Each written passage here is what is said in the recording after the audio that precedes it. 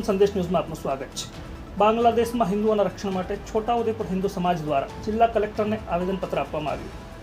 છોટાઉદેપુર જિલ્લાના સમગ્ર હિન્દુ સમાજ અને વિવિધ હિન્દુ સંગઠનો દ્વારા છોટાઉદેપુર નગરના કાલિકા માતા મંદિરથી જિલ્લા સેવા સદન સુધી સૂત્રોચ્ચાર સાથે રેલી યોજી જિલ્લા કલેક્ટરને આવેદનપત્ર આપ્યું હતું અને બાંગ્લાદેશના હિન્દુઓના રક્ષણ અને સલામતી માટે રજૂઆત કરવામાં આવી હતી। છોટાઉદેપુર નગર અને વિવિધ હિન્દુ સંગઠનોના યુવાનોએ ભારે જન આક્રોશ સાથે સૂત્રોચ્ચાર કરી જિલ્લા સેવા સદને પહોંચી જિલ્લા કલેક્ટરને આવેદનપત્ર આપ્યું હતું, જેમાં હાલ બાંગ્લાદેશમાં જે અરાજકતાની પરિસ્થિતિ, ત્યાંના ઉગ્રવાદીઓ દ્વારા હિન્દુ સમાજ ઉપર મોટા પાયે જુલમ શરૂ કર્યો છે અને માસૂમ બેન દીકરીઓ પર અત્યાચાર કરી ધાર્મિક સ્થળો અને હિન્દુ સમાજના ઘરોને નુકસાન કરી રહ્યા છે, ત્યારે ભારત સરકાર દ્વારા આ બાબતે ગંભીરતાથી પગલાં લઈ બાંગ્લાદેશમાં રહેતા નિર્દોષ લઘુમતી હિન્દુઓને રક્ષણ મળી રહે તેવી રજૂઆત સાથે રાષ્ટ્રપતિશ્રીને સંબોધીને અધિક જિલ્લા કલેક્ટરને આવેદનપત્ર આપ્યું હતું।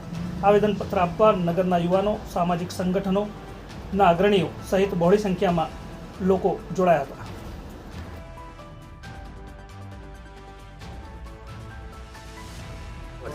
ભારત માતા કી જય।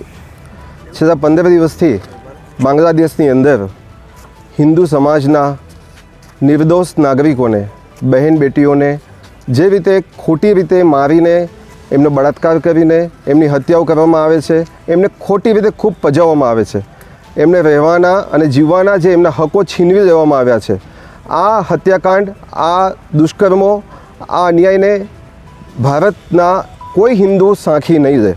છોટાઉદેપુર જિલ્લાના લાખો હિન્દુઓની અંદર જે વેદનાઓ છે એ વેદનાને રજૂ કરવા માટે અમે આજે ભારતની સંવેદનશીલ સરકારની સામે આવ્યા છીએ।